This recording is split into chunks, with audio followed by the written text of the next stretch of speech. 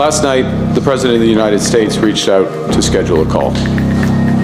I appreciate this opportunity to discuss how we can protect our workers and build our economies.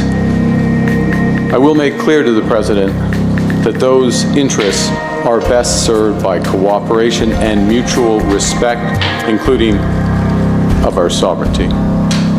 I reject any attempts to weaken Canada, to wear us down, to break us so that America can own us. That will never happen.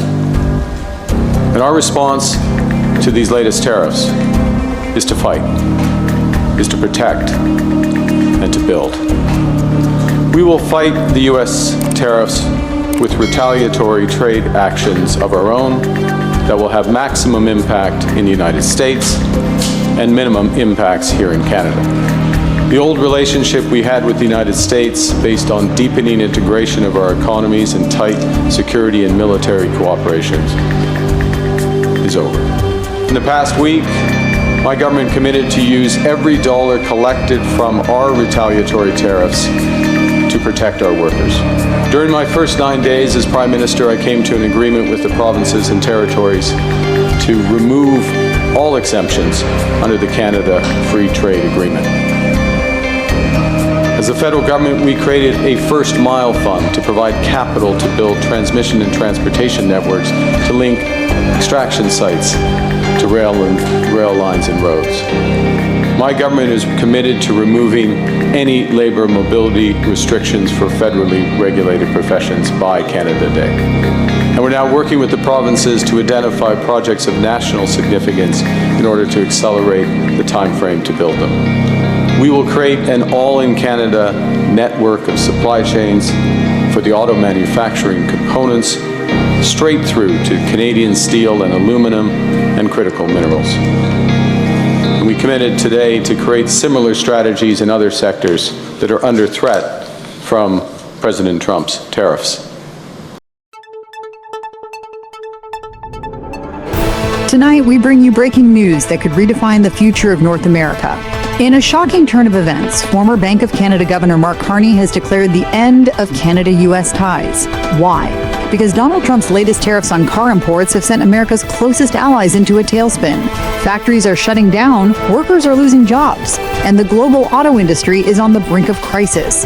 Is this an economic war, or is Canada making its most ruthless move yet in retaliation? Stay tuned, because we're about to expose every jaw-dropping detail only on Live News 16. Good evening, I'm Janet MacArthur, and this is Live News 16. Buckle up, because the world just woke up to a political and economic earthquake. Donald Trump has unleashed massive tariffs on car imports, targeting Canada, Europe, and even Japan. The move has sent shockwaves through the auto industry, sparking panic among manufacturers and igniting a geopolitical storm. But it's what happened next that no one saw coming. Mark Carney, the former Bank of Canada governor and a key figure in global finance, has just declared that Trump's reckless tariffs are the final nail in the coffin for U.S.-Canada relations.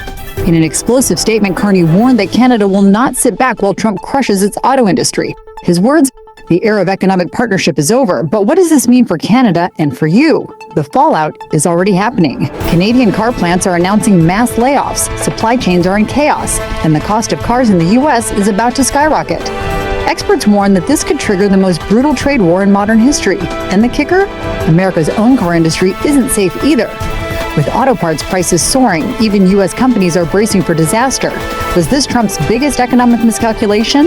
But here's where it gets even more shocking. Canada is already making its next move. Instead of bowing to Trump's economic strong-arm tactics, Ottawa is now forging new trade alliances with Europe, China, and even Mexico. Some experts say this could make Canada stronger than ever, while the U.S. faces self-inflicted economic wounds. Could this be the moment Canada outplays Trump? So what happens now? Will Trump double down and escalate the trade war? Will Canada fully sever economic ties with its largest trading partner? Or will we witness a historic shift in global power? One thing is certain, this is just the beginning. The future of North America is on the line. The battle lines have been drawn. Trump has made his move. Canada is fighting back. And the world is watching every second of this high-stakes showdown. Who will win this economic war? Tell us your thoughts in the comments below. And don't forget to subscribe to Live News 16 for all the latest updates, breaking news, and exclusive analysis. Turn on notifications, because this story is far from over.